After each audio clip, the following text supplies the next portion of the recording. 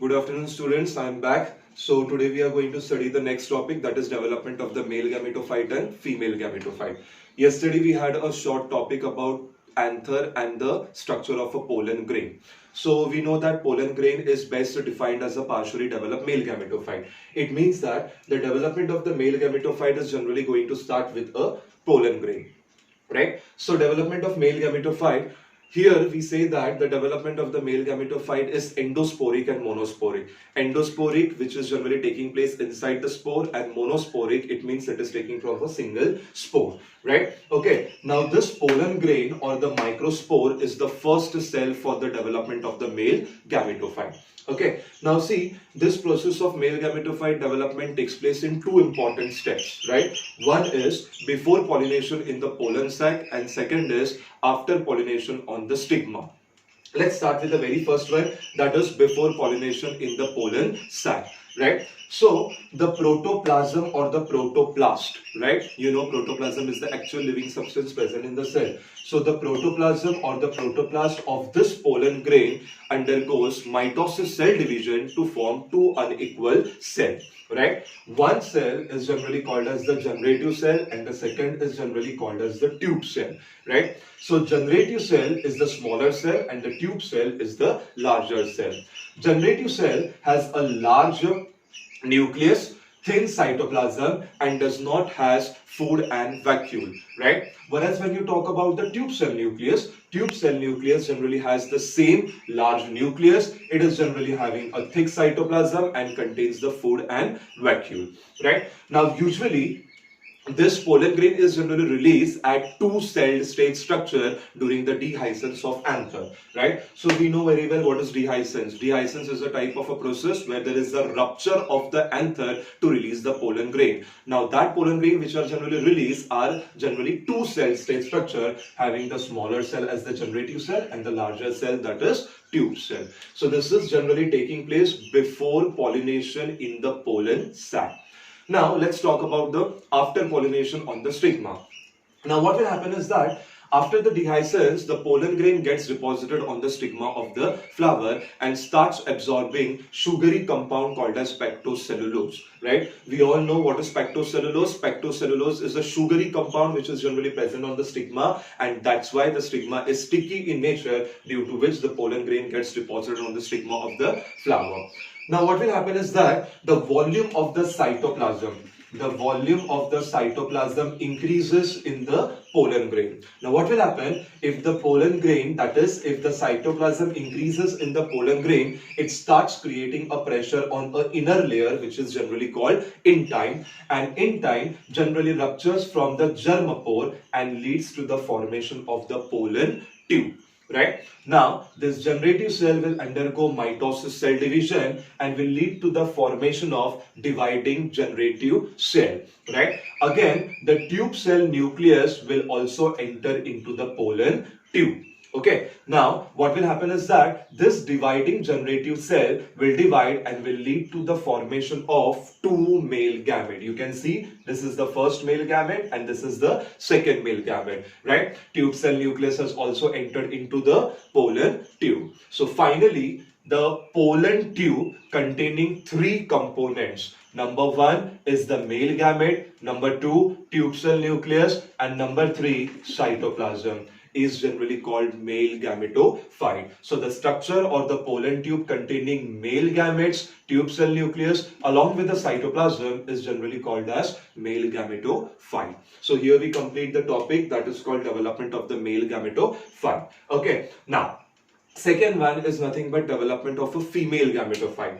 So you know very well, female gametophyte generally takes place from a ovule. So what is ovule? Ovule is an egg containing apparatus, right? Egg containing apparatus, it means that ovule generally contains your egg, right? So in a young ovule, right? In a young ovule, the hypodermal cells, what do you mean by hypodermal cells? The cells which are generally present at the below, right? This hypodermal cells generally differentiates to form archisporial cell, right? So whenever a ovule is very young, there are hypodermal cells, and the hypodermal cells generally gives rise to the archisporial cell.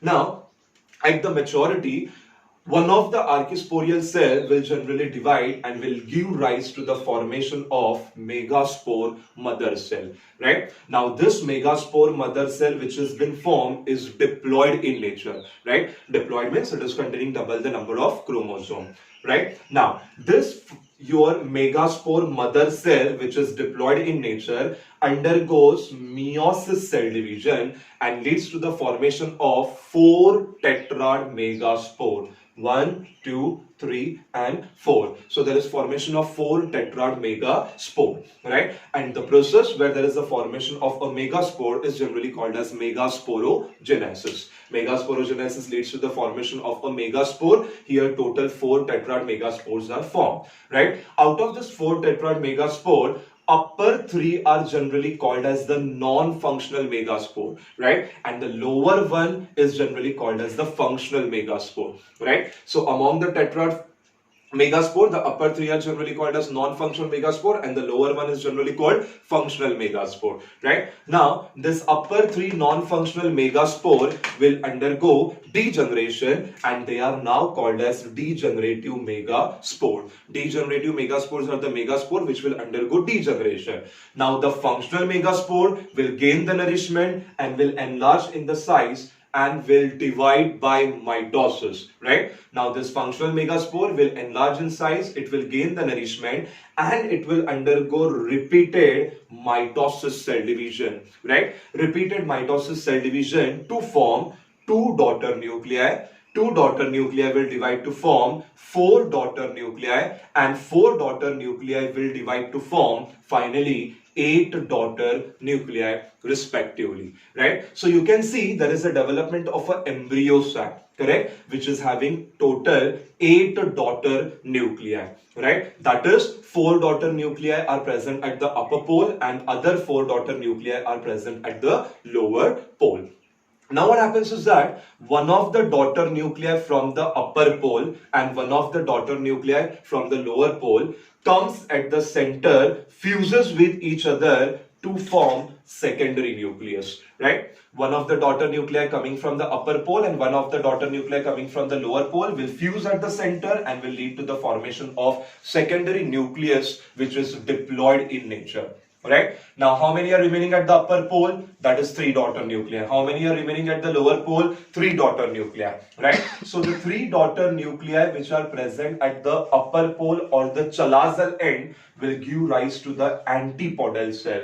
And the remaining 3 daughter nuclei present at the lower micropylar end will give rise to the egg apparatus. Right?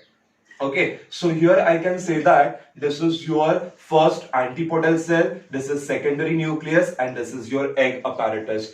In the egg apparatus, the central cell, can you see this red cell which I have marked? This central cell is generally called as the egg cell. And the 2 other flanked cell, which are present besides the egg cell are generally called as the synergids, right? Okay, so antipodal cells are formed at the chalazal end.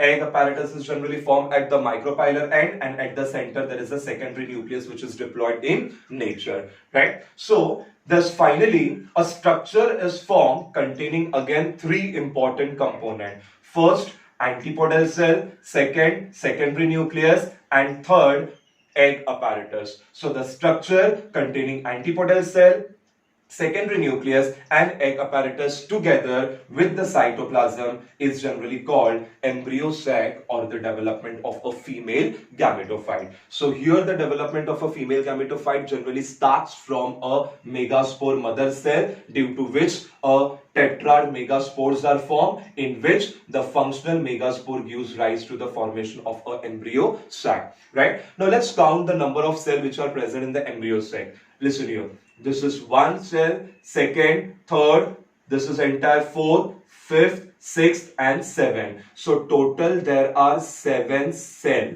right? Now count the number of the nucleus. right? 1, 2, 3, 4, 5, 6, 7, 8. There are total how many nucleus? 8 nucleus. So this embryo sac is 7-celled, 8-nucleated structure, and such kind of an embryo sac which is 7-celled and 8-nucleated structure is generally called polygonal type of an embryo sac. So here we complete the second topic, that is development of a female gametophyte. So development of a male gametophyte takes place from a pollen grain or a microspore, right, by the process which is generally called microsporogenesis, and the development of the female gametophyte, that is the embryo sac, takes place from a functional megaspore. Thank you.